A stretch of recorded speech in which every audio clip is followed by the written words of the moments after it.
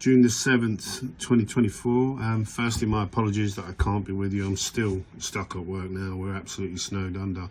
But it was really just a short pre-record to lend my support for anything that stops this war happening. And let me tell you, my grandfather was conscripted into the Japanese campaign. He went there with the British Expeditionary Force. He was in the East Surreys. Now, they were told when they went over there that the Japanese were little tiny yellow men with slitty eyes and they can't shoot straight, and all the propaganda, all the lies that they were told.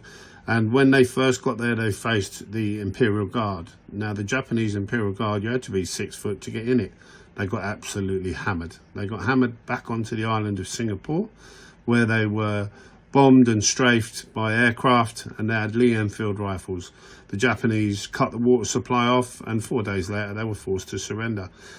Now, they were marched into a big Victorian park, and that Victorian park had iron railings all the way around it. And on those iron railings, as they walked in, every railing had a severed head on it for the entire circumference of the park. And the point I make is there's no ethical way to fight wars. These kids are going to be sold propaganda and lies. Come and travel the world, you know, see the world, and they're going to be thrown into the meat grinder. And the reality is it's really simply an extension of the cull, the Agenda 21 and the Agenda 2030 that's already taken place and being delivered by needle. And pandemic and attacks on the food and attacks on the farming and attacks on democracy, isn't it? And my concern now is they're going to send the youngest and the fittest away to go and fight this war, leaving only the weakest and the feeble behind. And meanwhile, we have thousands and thousands of young men of fighting age being actively imported into this country by our own Home Office. Those boats that they come in on are serial numbered with spray cans. They're stripped down. One boat goes on one lorry. The outboard motors are strapped on pallets. They go on another lorry. And those lorries then, of a British UK haulage firm, go straight back to France. So the boats are being reused to ship more guys over.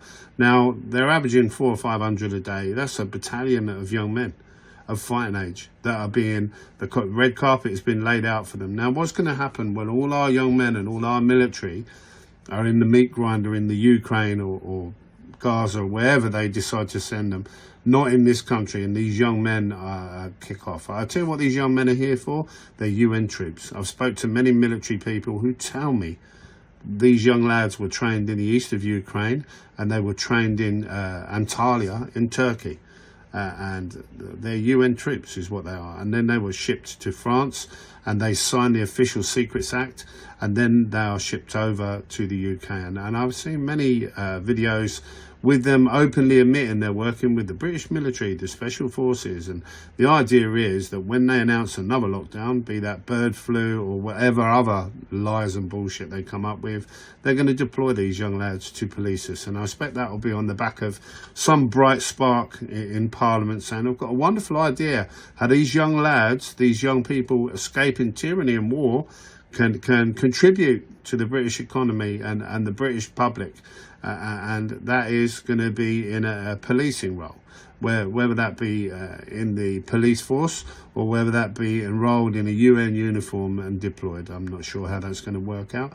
Some people have told me a burgundy uniform and touted as some sort of health corps.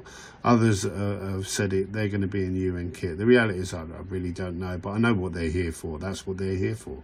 And one of those members who spoke to me was a member of the Black Watch Regiment who actually trained them. So that's what they're here for. They're here to ultimately to police us. Now, when that's going to happen, I really don't know, but you can see things ramping up, you know, as they're now talking about conscription and national service. You know, national service is the way they're going to funnel these poor kids into muddy fields in the Ukraine and kill them. So, you know, I'm, as a father myself, I can tell you I will do anything to stop this happening. I do not support this war. They don't do this in my name. And the irony is, you know, they talk about democracy, don't they? And the fight for freedom. And you know, I listened to Biden the other day in Dunkirk, talking about the sacrifice, the blood sacrifice needed to maintain freedom and democracy, and it's just utter crap. You know, he talks utter crap. And let me tell you, with Biden, his sons won't be going there. Members of his family won't be going there. It'll be mine and yours. That'll be who they'll throw in the meat grinder. And we've got to do whatever we can to stop that happening. Now, when my grandfather eventually came home, he was captured on Singapore by the Japanese. And I had a very interesting, somebody the other week contacted my mum and actually gave me his Japanese POW card. And they used to have a card system that kept track of these prisoners, and it said the day that he was captured, where he was captured, and what unit he was assigned to, and what commanding officer. It was really interesting. I've got it at home. Now, when he came back to the UK 3.5 years later, my nan had a telegram saying he was missing in action, presumed killed. So everyone thought he was dead, because they never heard nothing from him. You know, the Red Cross letters weren't being sent back. So, and these poor sods in the Japanese camps were told the Japanese were winning the war. You know, as far as they knew, they were losing. And then suddenly the Red Cross came in after the bombing of Nagasaki and Hiroshima. You know, the rest is history. He ended up coming home anyway. And back in those days, you needed a green card to be able to work. You know, very, very similar parallels there to the digital IDs, where you couldn't work officially. Now, in order to treat his beriberi and malaria and dysentery, he had to attend an army medical centre I think it was, he had to do 3 weeks in every 6. Now, this was at a time when we'd just come out of war. There was a terrible recession. He couldn't afford to take 3 weeks off work to attend an army camp for treatment. You know, he was just trying to feed his family. So he didn't go. And because he didn't go, they wouldn't give him his green card.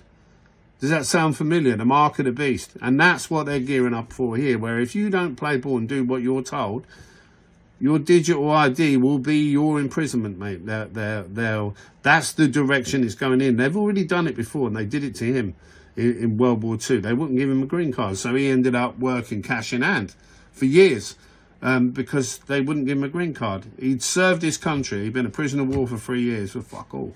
And he said to me openly, he said, unless they land on our shores and they're killing people in our streets, don't go and fight for these scumbags. And a perfect illustration of tyranny. Since World War II, I mean, we were told, right, in World War II, we went to war with Germany because they invaded Poland. That's what we were told, isn't it? You know, that was an act of war. We declared war on Germany for invading Poland. Since World War II, America has bombed or invaded 29 different sovereign nations. Just absorb that for a minute. Google it to check what I've said, but 29 sovereign nations. This is the price of democracy and freedom. Invading other countries for oil and for gold.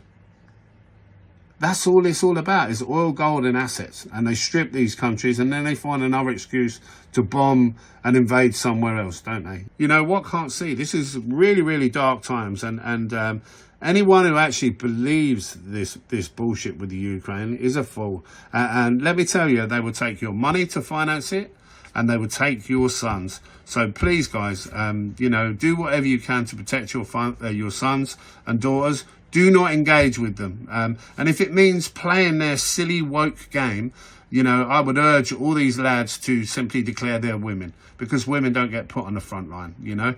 Play their game, outfox them using their own woke stupidity. But whatever you do, don't let your sons go to the Ukraine, because they will be killed. They'll come home in pieces. And to give you an idea of what that is actually like, I remember going to John Radcliffe Hospital in Oxford many years ago.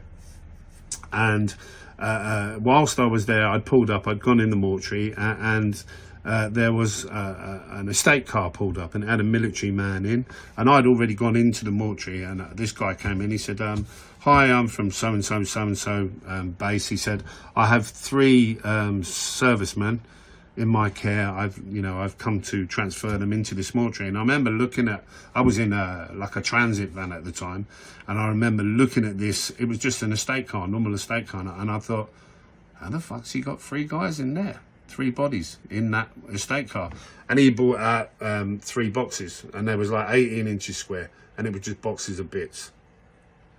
That's the reality that wait your kids. If you send them to the Ukraine, they will be killed.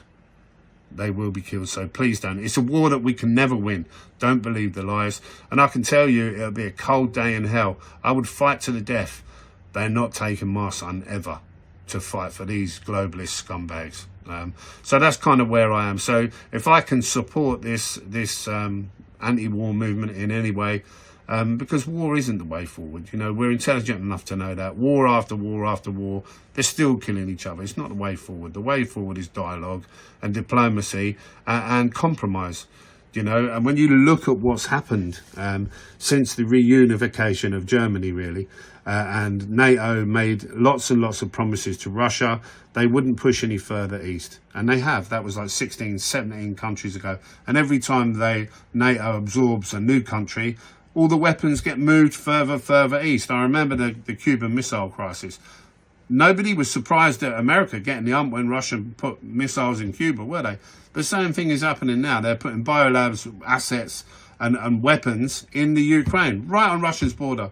And this is why they're bombing and killing tens of thousands in the Donbass. You know, is it any wonder? I mean, Putin has been to the international courts umpteen times trying to stop it, trying to get them to honour agreements that were made.